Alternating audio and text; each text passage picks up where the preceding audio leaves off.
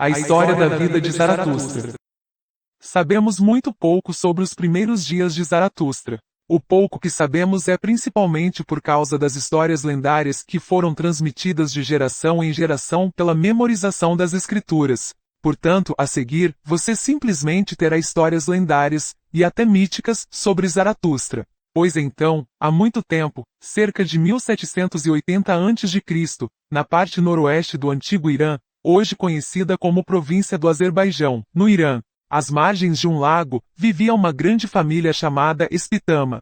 O chefe de um ramo dessa família, chamado Raishataspa, teve 2 filhos, Pourushaspa e Arashi. Pourushaspa se casou com uma jovem chamada Dugidova. É dito que quando ela estava grávida de 5 meses, ela teve um sonho no qual viu que o mundo estava sendo destruído, e ficou muito assustada. Mas então um anjo veio a ela em seu sonho, e disse que ela estava carregando um grande profeta que seria capaz de mudar a destruição iminente. Diz a lenda que no dia 26 de março, a grávida Dugidova deu à luz um menino jovem e saudável. No entanto, esse era um bebê peculiar, pois ao contrário de outros bebês, ele não chorou.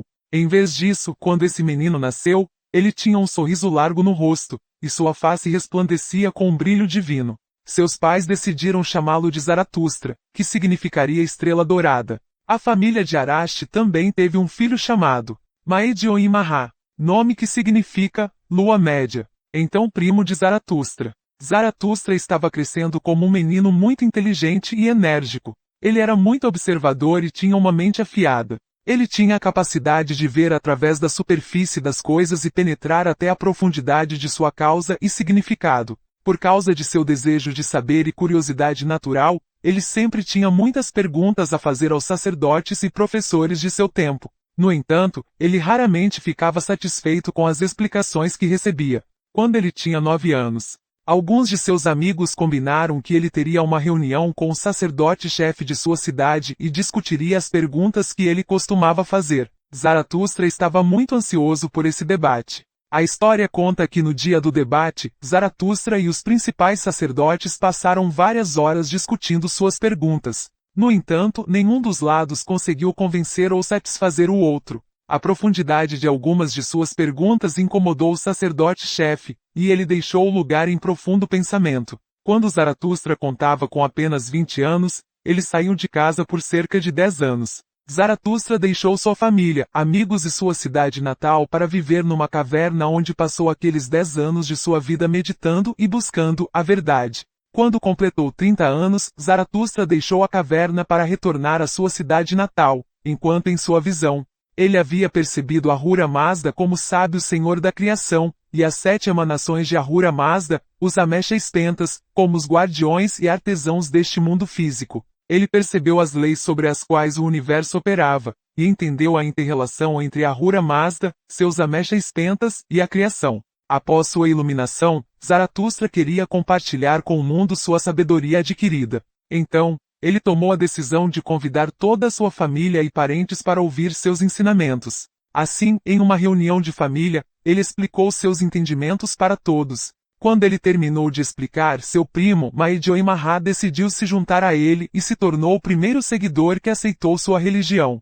que foi chamada por Zaratustra de a Boa Religião. Zaratustra então decidiu compartilhar seus ensinamentos com seus concidadãos. Quando começou a ensinar outras pessoas nas ruas da cidade, encontrou uma resistência profundamente enraizada por parte dos sacerdotes, que basearam toda a sua vida e subsistência nas antigas religiões. Zaratustra tentou muitas técnicas diferentes, e todas as vezes encontrou oposição renovada e maior resistência. Na verdade, nos 12 anos seguintes, ele só conseguiu conquistar 22 pessoas para sua religião, incluindo sua família, e seu primeiro discípulo, seu primo. Tendo enfrentado tanta frustração e oposição tão veemente dos governantes e sacerdotes de sua própria terra, ele decidiu deixar sua terra natal. Com seus discípulos, Zaratustra iniciou sua migração. Para qualquer terra que eles fossem, e em qualquer cidade que ficassem, Zaratustra tentava ensinar aos outros sobre sua religião. Mas em todos os lugares eles encontravam oposição previsível, em parte devido aos ataques preventivos egoístas dos governantes e sacerdotes, e em parte por causa da ignorância do povo e sua falta de vontade de mudar. Finalmente, Eles ouviram que um rei de um país vizinho, o rei Vishitaspa, era um homem sábio. E se houvesse uma pessoa em todo o mundo que pudesse estar aberta para ouvir novos ensinamentos, seria ele. Então Zaratustra partiu nessa direção. Zaratustra tinha 42 anos quando ele e seus seguidores finalmente chegaram à corte do rei Vishitaspa. O sábio rei concedeu a Zaratustra uma audiência, mas também convidou todos os sacerdotes e sábios de sua corte para comparecer e ouvir Zaratustra e questioná-lo sobre sua religião. O rei sabiamente preparou o cenário para um debate, se necessário. No debate na corte do rei Vishitaspa, Zaratustra falou eloquentemente e respondeu de forma convincente a todos os desafios e perguntas. O rei viu a sabedoria desse homem e seus ensinamentos e abraçou a religião. Ao mesmo tempo, o rei convidou seus súditos a também ouvirem com atenção e escolherem sabiamente seguir a religião zoroastriana. Esse foi um grande avanço para Zaratustra. Porém, a história continua dizendo que os inimigos de Zaratustra conspiraram contra ele, e plantaram vários objetos de magia negra em seus aposentos, e finalmente, o acusaram de tais atos malignos, e levaram o rei a vasculhar seus aposentos. Ao encontrar tais artefatos, Zaratustra foi preso e negado a comer ou beber. No entanto, a história tem uma virada favorável, como inevitavelmente acontecem nessas histórias. É contado que o cavalo negro favorito do rei foi atingido por uma doença deformante incurável. Nenhum dos médicos do reino pôde oferecer qualquer cura, mas quando Zaratustra, que agora estava na prisão, ouviu sobre isso, ele se ofereceu ao rei para tentar curar seu cavalo favorito. O rei relutantemente deixou Zaratustra tentar suas técnicas de cura, o que ele fez devidamente. O rei então percebeu o erro de seu julgamento sobre Zaratustra e abraçou sua religião. O rei também puniu os sacerdotes que conspiraram contra Zaratustra e começou a promover a nova religião. Uma vez que o rei abraçou a religião de Zaratustra, foi um avanço e um ponto de virada na sorte da religião zoroastriana. Daquele momento em diante, Zaratustra teve o apoio e o suporte de um rei poderoso e sábio.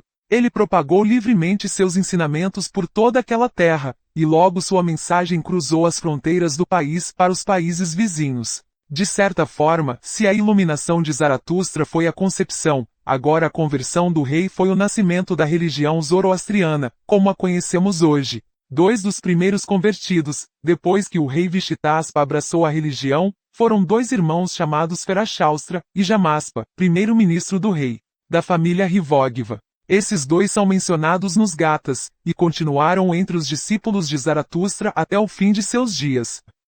De acordo com a tradição, Zaratustra viveu por muitos anos após a conversão de Vishitaspa, e conseguiu estabelecer uma comunidade fiel, e se casou 3 vezes. Suas 2 primeiras esposas lhe deram 3 filhos, chamados Isativastra, Urvatatinara e Rivarititra, e 3 filhas, Frene, Titi e Pourutista. Pourutista é a única filha mencionada por Zaratustra nos Gathas. Sua terceira esposa, chamada Ravov, filha de Ferashaustra, não teve filhos. Existe ainda outra história lendária sobre uma árvore que Zaratustra supostamente plantou. Também é mencionado no Shahnameh, o épico dos reis persas do poeta Firdousi, que quando Zaratustra visitou a cidade iraniana de Kashmir, ele plantou um cipreste. Essa árvore, que se tornou famosa como cipreste de Kashmir, é reivindicada como tendo crescido por milênios, desde a época de Zaratustra. Até que no ano de 861 d.C., o califa muçulmano Al-Mutawakkil ordenou que a árvore fosse derrubada. O Shahnameh de Firdousi também diz que quando Zaratustra tinha 77 anos de idade, o exército turaniano capturou as terras do rei Vishitaspa. O exército turaniano então entrou no Templo do Fogo, onde massacrou vários sacerdotes que estavam em oração. Zaratustra também estava lá no momento das orações, e teria sido martirizado naquele local. Todavia, existem tradições conflitantes sobre a maneira como Zaratustra faleceu. A mais comum é que ele foi assassinado por um Karapã, sacerdote da antiga religião, chamado Bradrasi, no altar do Templo do Fogo. Enquanto isso, o livro do Dinkard, e o já citado épico Shahnameh, atribuem a morte de Zaratustra a um soldado turaniano chamado Turbaratur, potencialmente uma versão do mesmo personagem da outra tradição, sendo que outras tradições combinam ambos os relatos, ou sustentam que Zaratustra morreu de velhice.